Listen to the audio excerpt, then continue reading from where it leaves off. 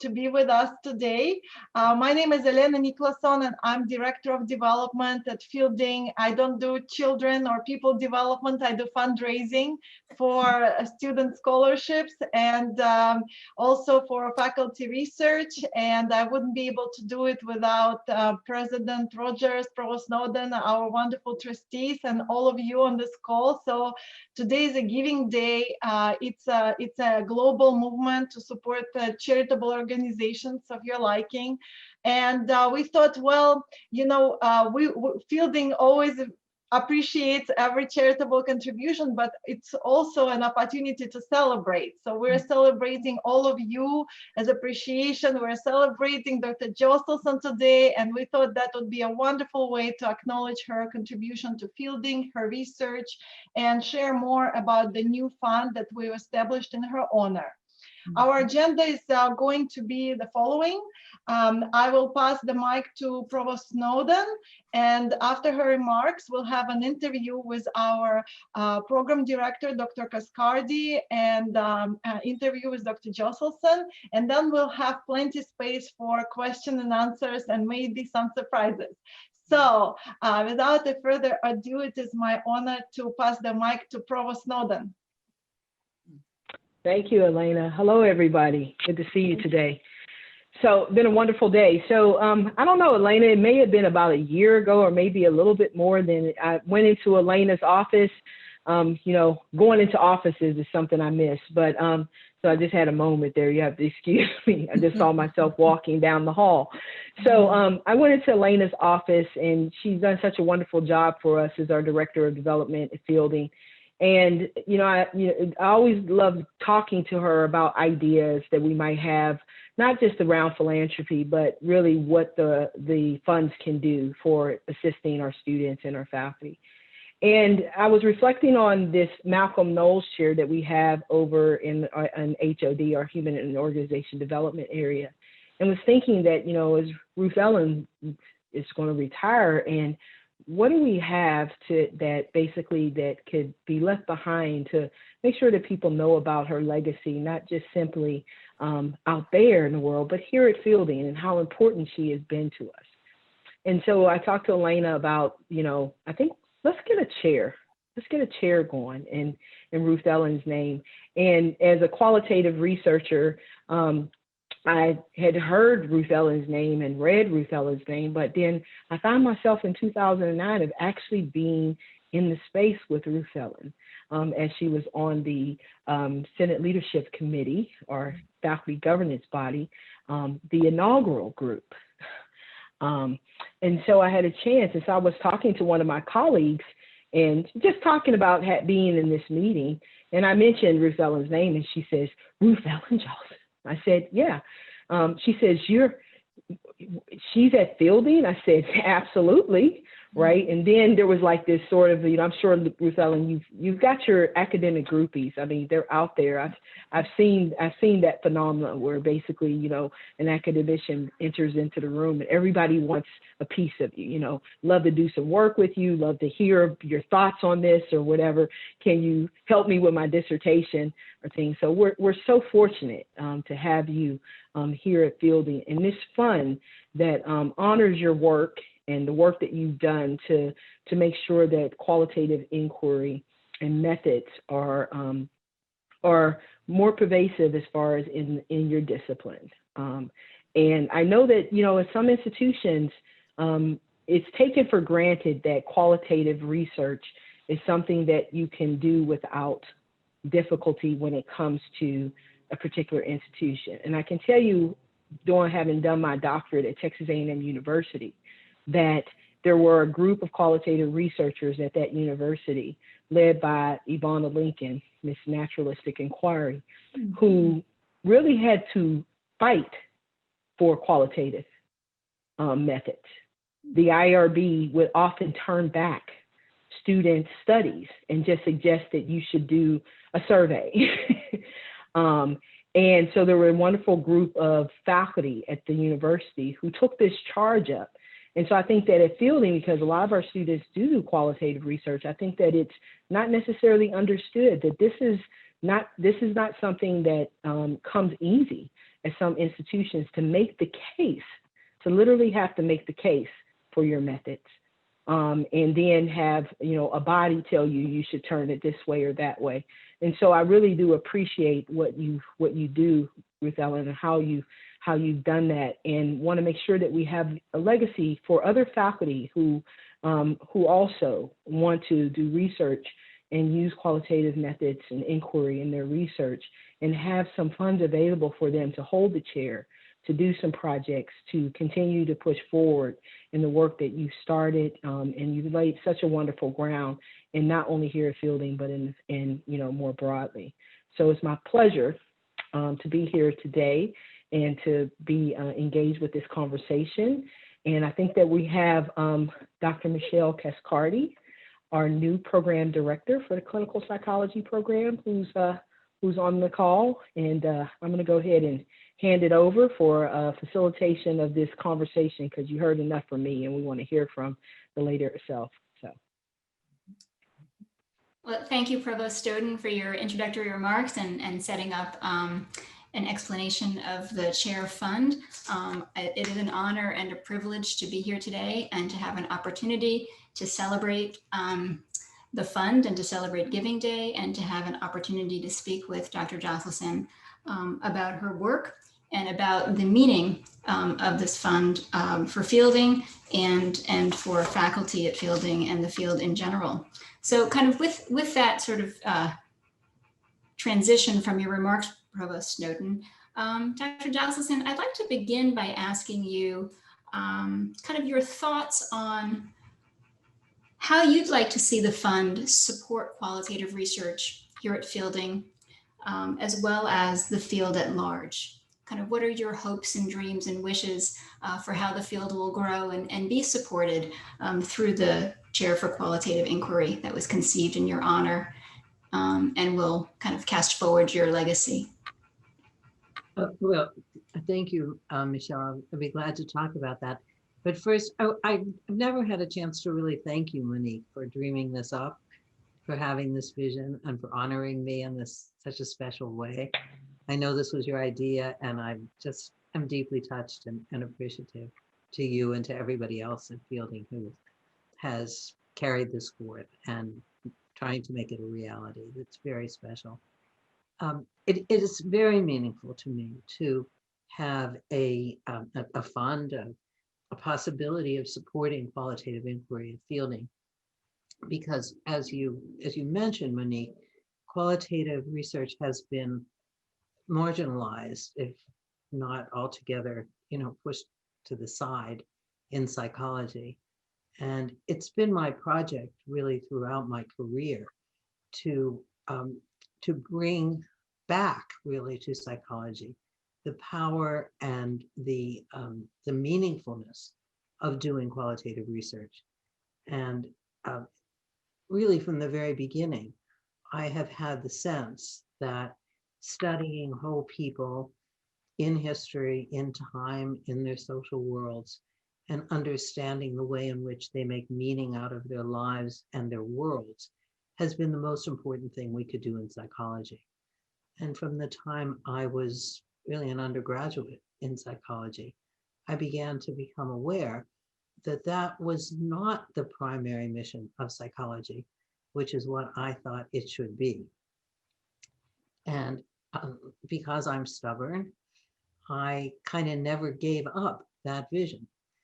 And over a number of years now, have been trying to get qualitative research kind of at the table of psychology as a respectable and valuable way of going about research. Not the only one, but an important one and a respectable one. And so my efforts on behalf of qualitative inquiry have, in pretty amazing ways, I think, started to bear fruit in recent years. And they have culminated in a couple of things. First of all, the Division 5, which was the methods division of APA, used to be called Evaluation, Measurement, and Statistics, and is now called quantitative and qualitative research. And this was a pretty amazing change, because for one thing, qualitative research is now on the list. It's at the table. It now officially exists within psychology. And there is a section now of this division called Society for Qualitative Inquiry in Psychology, otherwise known as SQIP, that is holding the fort on qualitative inquiry and doing some very exciting things. So this was the first thing. We kind of got a beachhead in the field. The second thing is that the journal article reporting standards have always featured only quantitative research.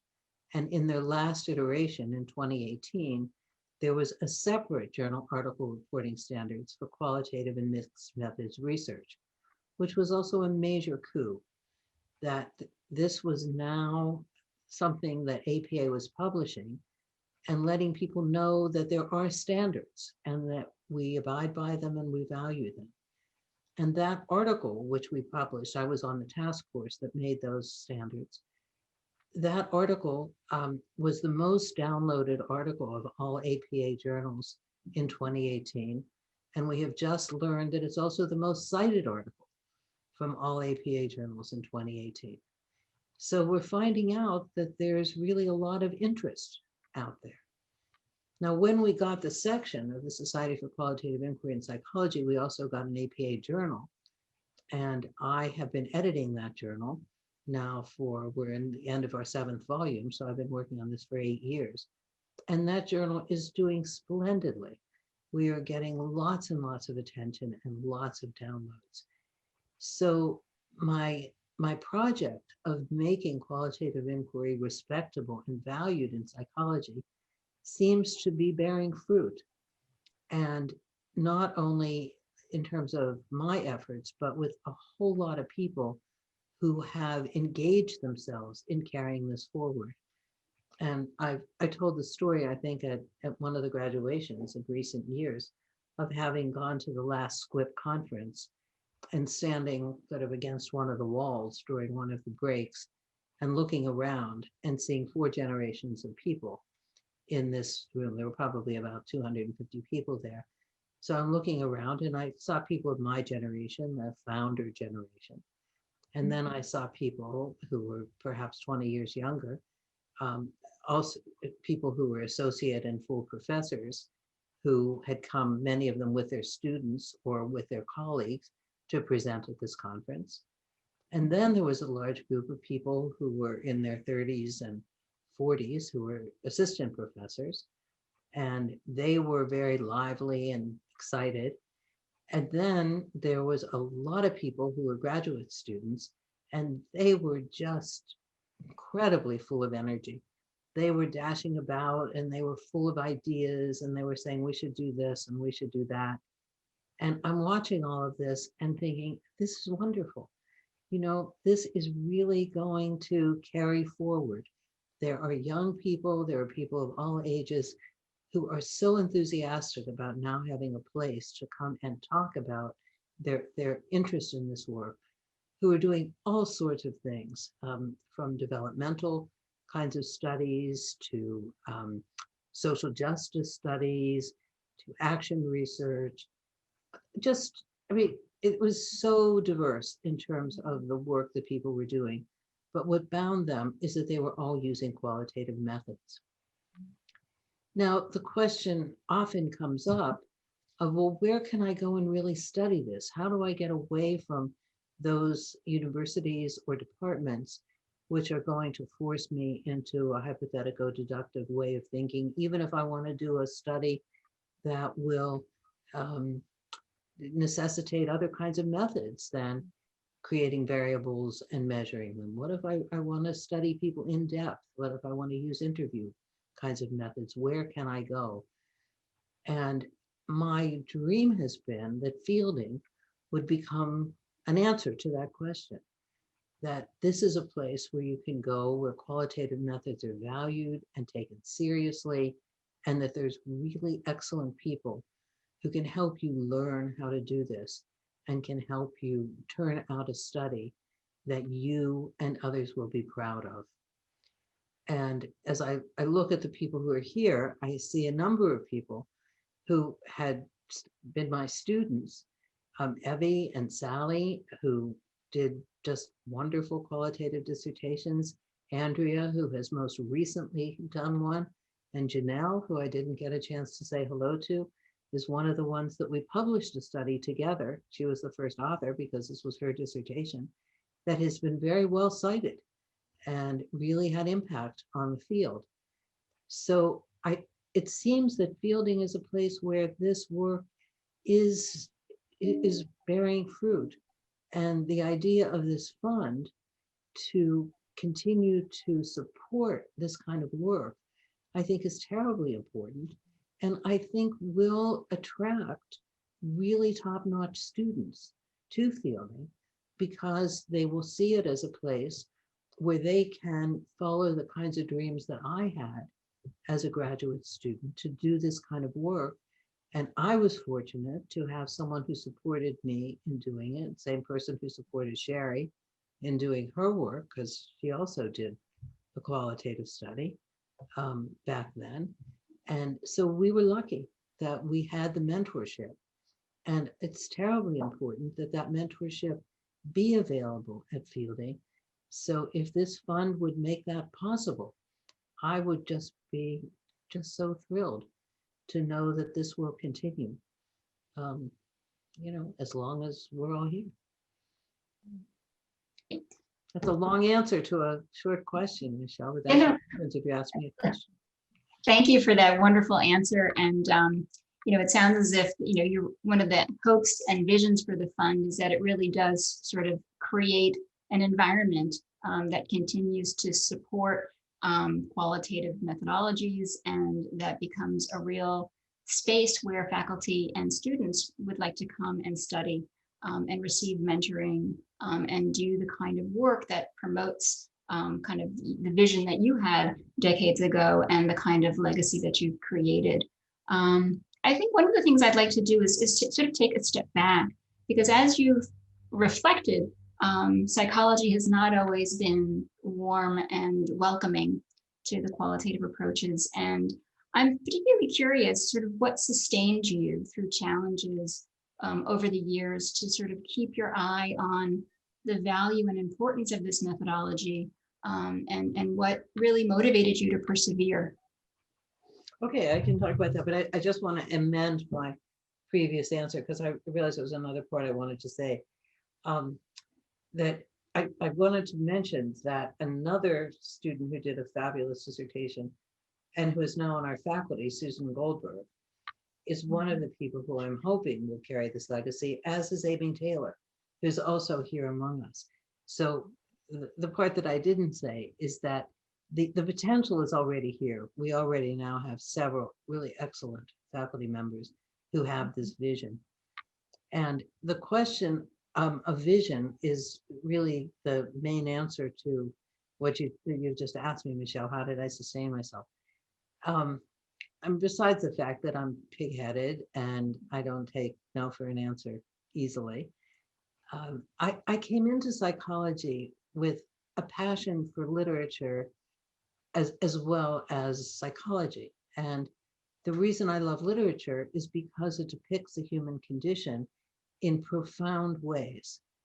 And as I said, I had this naive hope as a young freshman that that's what psychology was about. It was about, this old thing about what makes people tick, which is a question I hate now.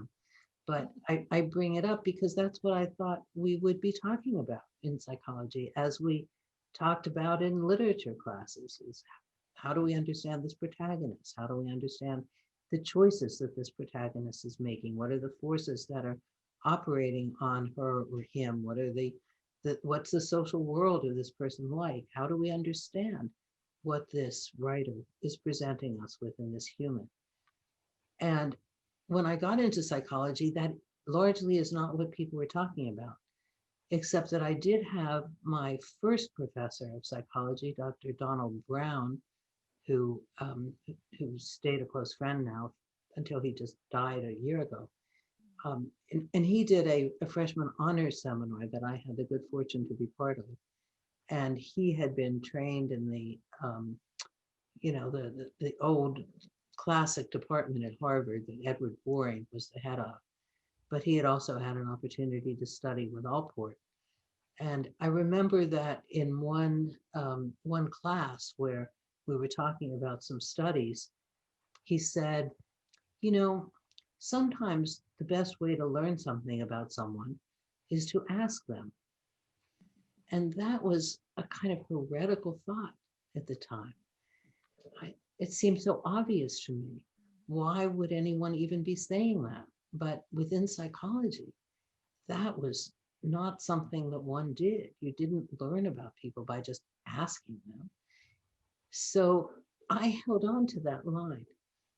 That was important to me. And I had this view that psychology could study whole people in their context. And when I read the work of Erik Erikson, I saw that this really was possible. That's what he was doing. And I read the work of Robert White, and I saw that that's what he was doing. And I, in effect, kept asking my professors, well, why can't we do that? Why can't we as graduate students do a study like that? And when it came time to do a dissertation, I, of course, wanted to study whole people. And in particular, I wanted to study women, because this was, at the time, the late 60s. And it's probably hard for you to believe that at the time, nobody was studying women. There were simply no books written about the psychology of women. And all we knew about women was about their physiological changes. And almost all of the studies were with male undergraduates. And when I asked about why women weren't even included in these variable-oriented studies, the answer was, well, you can't include women because nothing ever comes out with them. So there was this sense, this is really what people said, that women were simply excluded from the human race, from what we were studying as psychologists. And since I developed this passion for Erikson, I did note that he hadn't studied women either. So what I wanted to do was exactly that. I wanted to study identity formation in women. And I had the good fortune of having a supervisor whose name was Joseph Adelson, also Sherry's supervisor, who was sympathetic to this idea. But there was still a rule that you couldn't do a case, it was called case, we didn't have qualitative research, we didn't say that then, wasn't yet a term. We called it case study research, but you couldn't do case studies for a dissertation. But I was in a funny position at Michigan, which is that when I had been a senior undergraduate, I had this sort of one block, and I was already accepted to graduate school, I already had a fellowship, so I could kind of take any old course. And I needed a course that met on Tuesdays and Thursdays at 11 o'clock, because that fit my schedule. So I was going through the course offerings booklet, which was then the size of a small phone book, just looking for a class that met Tuesdays and Thursdays at 11. And there was a course called Computer Programming. Now, this was 1967, and nobody really knew what a computer was then. It was something science fiction-y or whatever. And I didn't really know what a computer was, but there was this class Tuesdays, Thursdays at 11, fit my schedule. I thought, it doesn't matter, it doesn't matter what grade I get. I'm going to go take a course in computer programming. So I did. And it was really hard. And I ended up spending an enormous amount of time on this course. Plus, I kind of liked my section leader, and it seemed like I just lived at the computer center for that whole semester. And so I learned programming. So then when I thought that was just fun, it was, like doing crossword puzzles or something. So then when I started graduate school at Michigan, I needed money because all graduate students need money. And I found out that there was a person whose name was Warren Norman, who was at the time the chair of the psychology department who needed somebody who knew something about computers to help him with his research. And he had a lot of money to pay for that. So I said, well, I took this course in computer programming, so maybe I can help you if you're going to pay me a lot of money to do it. So he did. So I ended up writing a cluster analysis program because he was part of the early days of the development of the big 5 personality traits. And he had gone through the dictionary and came out with 18,127 trait descriptor words. And then he was trying to factor those 18,127 words into the fundamental traits of personality. So this required a lot of computer skills, including writing this cluster analysis program, which would cluster people's ratings of themselves on all these words, not all 18,000 of them, but a lot of them. And then that didn't quite meet the needs that he wanted it to. So then I got the job of rewriting a factor analysis program so that you could have the axes not be orthogonal. So as you can hear from my talking about this, I learned a whole lot about statistical analysis because I had to in order to do this job. And so then once that was known, there were a lot of faculty who started coming to me for advice about their statistical approaches to their research because I really did become quite expert in statistics. So when it came time for me to propose this dissertation, the objection at Michigan was that you couldn't do a case study dissertation because those were only done by soft-headed people who wanted to avoid statistics. Well, it was kind of hard for them to make that argument in my case because I was consulting to a lot of them about statistics. So I was not someone who was avoiding statistics. I wanted to do a case study dissertation because I thought that was a way to find out meaningful things. So the compromise was that if I put in a few variables to statistically analyze, then I could do my case study dissertation. So that's what I did. And it was an enormously meaningful project. I learned a lot about these young women, about their struggles to form an identity, about the different ways that they were going about it. Of course, the times were really important because this was just the beginnings of the women's movement. This was the first generation of women who really had options, who could make choices that their mothers couldn't even have dreamed of. So it was a fascinating group to study. And because they were randomly selected from 4 different colleges and universities, I met people who were enormously different from me, who simply came from rural areas, small towns, just people outside my experience. And they were outside my clinical experience. And what I found was that I could apply the understandings and the approaches that I had learned as a developing clinical psychologist to people in a research setting, that you didn't have to have problems to have a life history, that I could understand personality dynamics outside of the realm of psychopathology. So it was really an easy matter to make the step from so-called clinical populations to normal populations. And that's what I did. And then that study got published as a monograph in an issue that had 2 papers, one by me and one by Sherry, who another time will tell you about her study, which was also an amazingly wonderful study. So that was published. And then when I got my first teaching job, I taught that monograph. And in the early 80s, some of my students who were reading the monograph, which had a lot of stories of these women, were saying to me, but what happened to them? I mean, how did their lives turn out? So, well, I don't know. You know, I did my dissertation, I published it, it was done. So this group of wonderful students said, well, let's go find them. And in those days, you could still call up a university and say, I'm looking for such and such student who graduated in 1972. Can you tell me where they are? And they would tell you. I mean, it was before we got so worried about sharing private information and all this stuff. So I was able to track down an awful lot of them. And so I have followed these women now who are now 70, 72.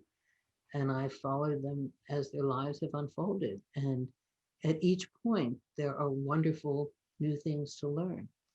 So my own experience helped me hold to this vision that I had, that you could use interview-based and clinically based skills to learn deeply about other people and to use that to try to understand something about the challenges of being human. And so that vision has never wavered, because every time I do an interview, I revisit my knowing that this is a way to learn, and this is where I think psychology should be focusing. So that's how I've sustained this. I have not changed my mind over all these years, and even less so that now I'm in a position to see the wonderful work that other people are doing with these methods, the fascinating people that they're studying, and the ways in which at least some of the groups that they study speak to experience that we, not only as a profession, but as people, need to learn about. These are the voices of the marginalized, the oppressed, and I think that within qualitative inquiry, we can serve a very important social justice function, and I think we're doing that. And one of my favorite papers that I like to tell people about is this wonderful study that Phil Hammock and Aaron Toulis did of homeless young people, that just gives you a whole other view of what it means to be homeless, because these people talk about resilience and talk about community and talk about all sorts of things that we just never imagined. So having that kind of experience represented in the literature, I think, is something that we as a field really need to value. Excellent, thank you. And from your answer, it's like I can feel your passion still for where you started back in the late 60s. Truly inspirational, and wonderful to hear your stories and your experiences.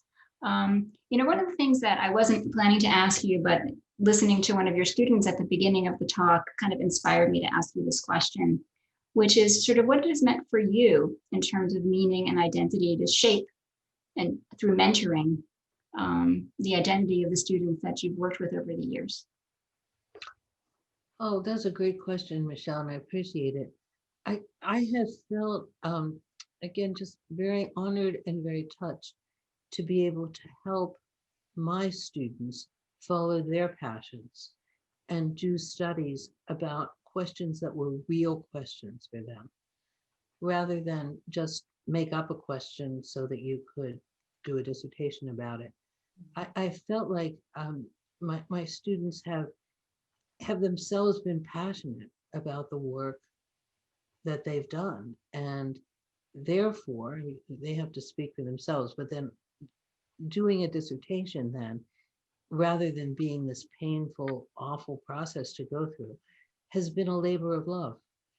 And I've seen the how fervent they have been about working with the people that they've studied, and how much effort and time and how much of themselves they have put into those studies. And so that's been heartwarming for me, that I'm not supervising misery, but rather excitement and enthusiasm.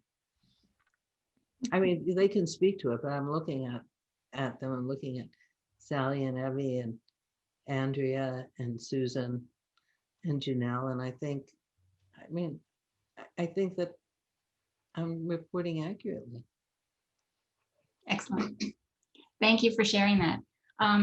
Elena, I know that there was time for question and answers, and I want to make sure that there's that time is protected. Thank you. Thank you so much. Thank you, Dr. Cascardi. Before we open the floor for questions and answers, we kind of prepared a little surprise for Dr. Josselson. Oh. And I will be sharing a brief PowerPoint presentation with testimonials to her work. Many of you have submitted to our request. And thank you, Dr. Cascardi, for coordinating it secretly so it doesn't reach Dr. Josselson's email by accident through our fielding system. I also wanted to acknowledge Dr. Sherry Hatcher because she inspired inviting colleagues outside fielding, but who are very connected to Dr. Josselson, including her spouse and Dr. Robert Hatcher. And so thank you so much for that wonderful consideration.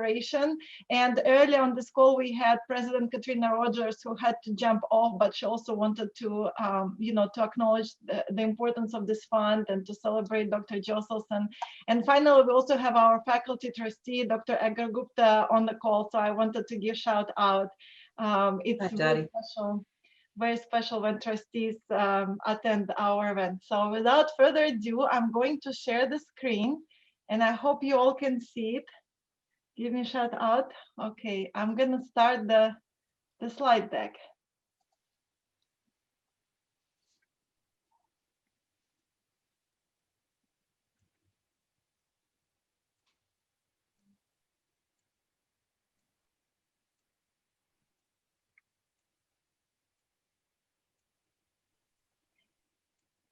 And as the slides go on, there's many more. I wanted to be mindful of our time, and we'll be sharing it with Dr. Josselson with all the full slides, so she can enjoy them too. Dr. Ruthellen Josselson was my advisor and dissertation chair when I was a student at Fielding in the early 2000s. She has continually been my mentor. For example, she found a faculty opening for me at Duquesne University in Pittsburgh, where she grew up. I got the position and stayed there for 10 years. Then, with Dr. Josselson's guidance, I applied to teach at Fielding. I got that position, core doctoral faculty member for students in the Baltimore, Washington area, which used to be Dr. Josselson's students. I had been thinking about the many areas of Dr. Josselson's impressive contributions to the field of psychology as a whole: psychodynamic understandings, group dynamics, qualitative psychology, cross-cultural psychology, among many others. She was among those 4 people who created the American Psychological Association's Society for Qualitative Inquiry in Psychology, whose prestigious journal has been edited from the start by Dr. Josselson. Her impact on the field of psychology is immense. Her impact on me and many other students and alumni is also enormous. I feel lucky to have studied and learned with her, to continue to work with her, and to benefit from her wisdom and generosity to so many in the field. Thank you, Susan. Dr. Josselson, you may not have realized it, but you're an inspiration to me over the last several years. Your passion, skill, and ability to make complex ideas more easily consumed and digested impacts me and every other student I know. Thank you very much. Thanks, Ben. Hi, Ruthellen, Jason Booth. Hi, Jason. Congratulations and thanks. Good to Thanks see for everything you taught me over the years, from the very first group relations conference in 2006 to last Monday teaching group case conference to my doctoral interns. I carry your teachings with me every single day.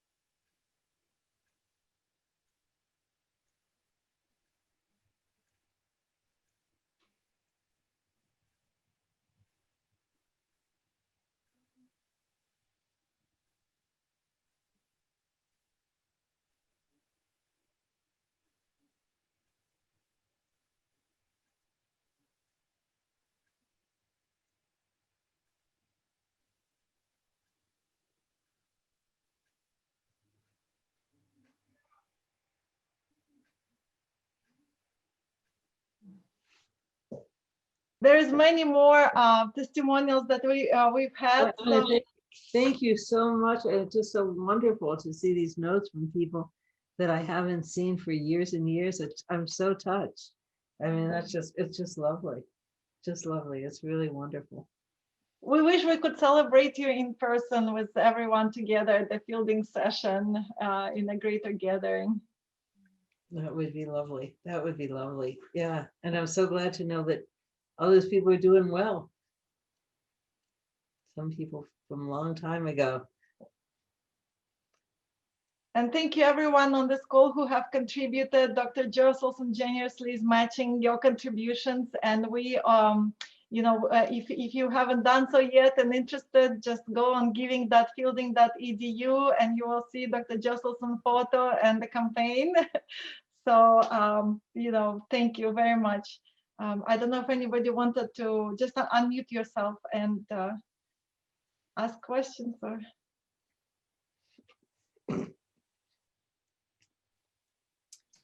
Ruthellen, I'm wondering what you're working on now. Well, wait, who's asking? I didn't see. Paula. Oh, I'm always working on a million things. I know. Well, let's see. First of all, I have a new book coming out with Phil Hammett in the Essentials series called Essentials of Narrative Analysis. I just got a copy of my latest new book, which some of you may not have seen, called Narrative and Cultural Humility, Reflections from the Good Witch Teaching Psychotherapy in China, which is full of good stories about my experiences working in China. But don't get it yet. There will be a paperback. Oxford put this ridiculously high price on it, which I'm angry about, so I'm telling everyone not to buy it until there's a paperback, which should be in a couple months. I'm doing a psychobiography project for the first time. It was supposed to be psychobiographies of social change agents. And so I'm doing a biographical study of Carol Gilligan, looking at the origins of voice, which is interesting. I'm doing a research practicum that Amy is joining me on, looking at some data that I never did much with, which was from Ethiopian immigrants to Israel, looking at their relational patterning. And then I'm still re-interviewing my women. And I'm, trying to do an interview from time to time. I have a terrific research assistant who's really gung-ho about it, and I can't keep up with him. So and then I'm editing the journal, and it seems like, and then we have the new project, which I told Michelle about, which is trying to get the publishers of the introductory research methods courses that are most widely used in undergraduate teaching. We're trying to get them to represent qualitative research better or at all in the introductory methods text. So that's another political project, because that's the last one. If we can get in those textbooks, then we will really have arrived. So I'm working with some colleagues on that. So those are the main. Those are the main things. Rich. I'm Argentine Craig, neighbor, but more than neighbor. We are both faculty at the Fielding, and Ruthellen served as a bridge between HOD and the psychology department. Even though we met together, the two programs, over the summer session and the winter session, we didn't really connect because we were separated, and so Ruthellen became like the bridge, and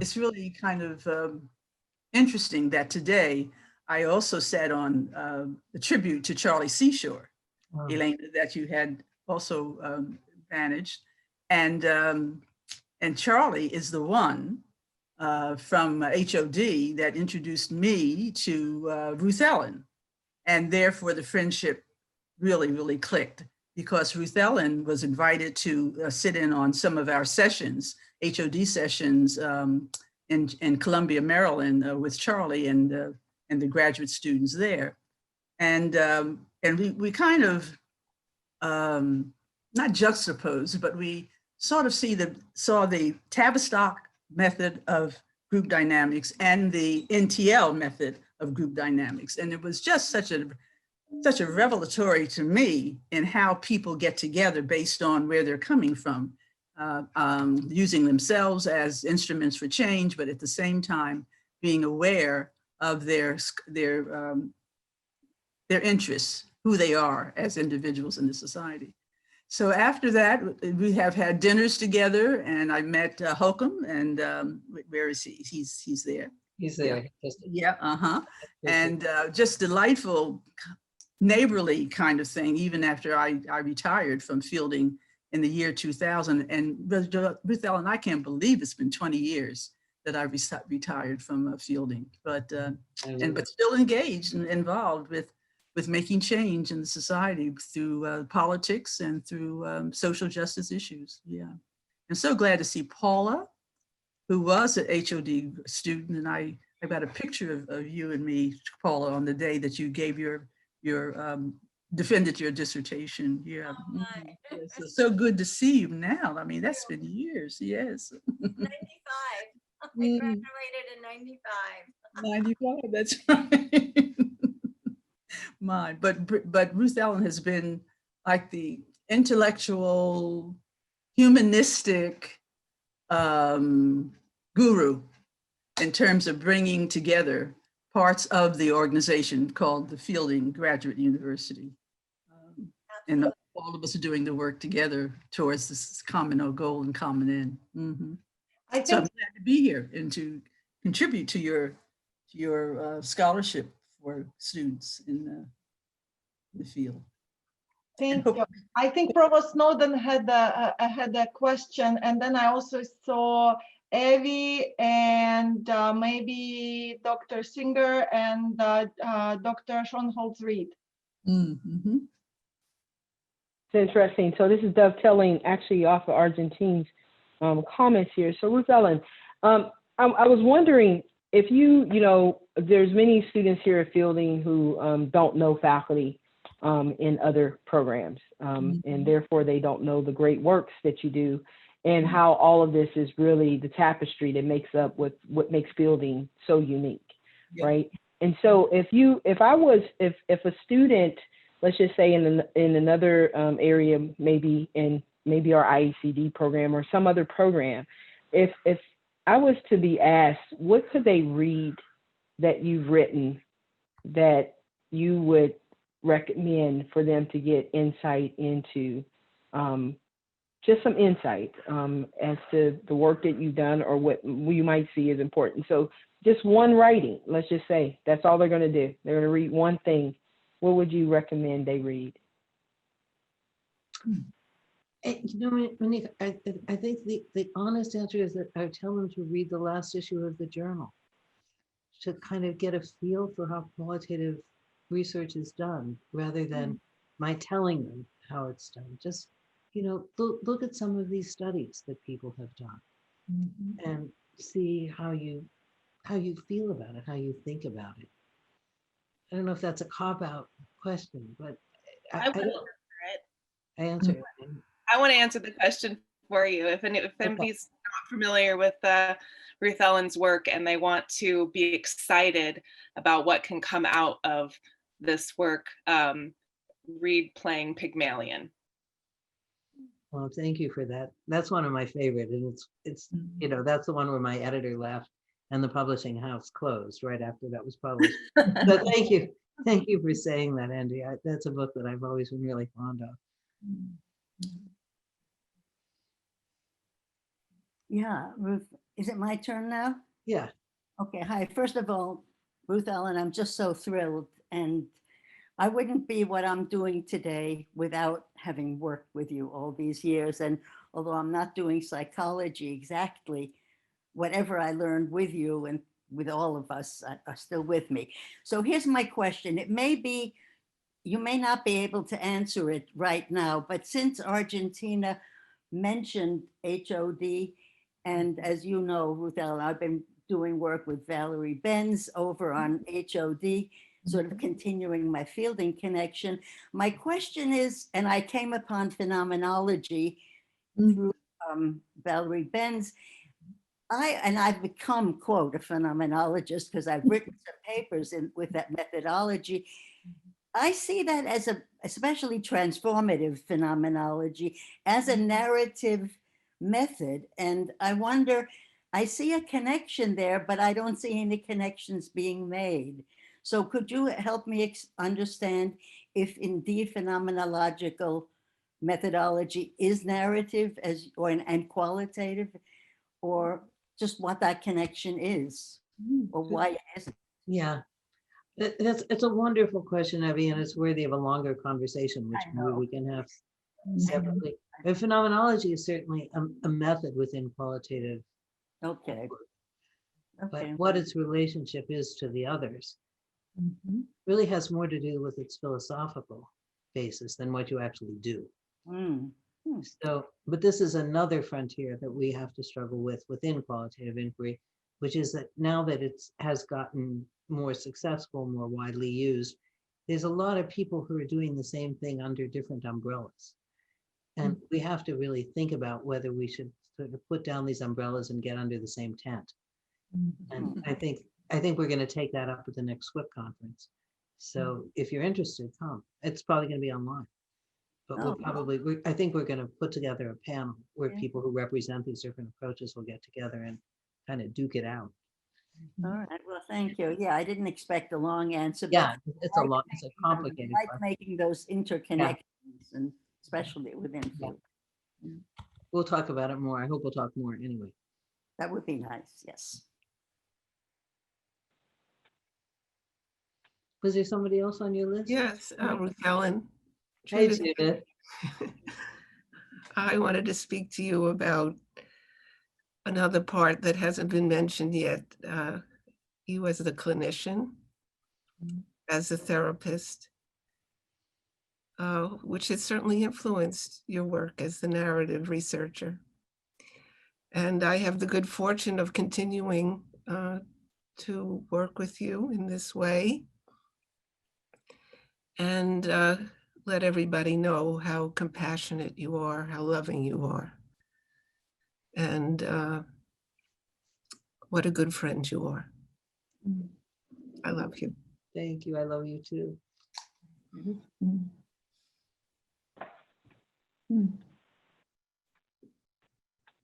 Well, I promised Dr. Josselson that we will close the hour on time. Can I just say one thing before we say goodbye? Those of you who I haven't seen for a long time, the thing that's so frustrating to me about Zoom is to see you all in your little blocks and not really be able to talk to you. So those people who I mean, some of you I talk to regularly anyway, but those people who I don't talk to, would you please be in touch with me and we'll find a time to Zoom? Okay, you know who you are. I would love to have a conversation. Yeah, I'd love to have I'd love to have a conversation with you. Be really welcome. And now we just do it on Zoom. So please be in touch. It's so wonderful to see you. And thank you all so much I'm feeling just so happy and just so honored and joyful. And so thank you, Eleanor, for arranging this. Thank you, Michele, for asking me these good questions. This has been a very, very special time for me. And I'll get a copy of it, right? Okay.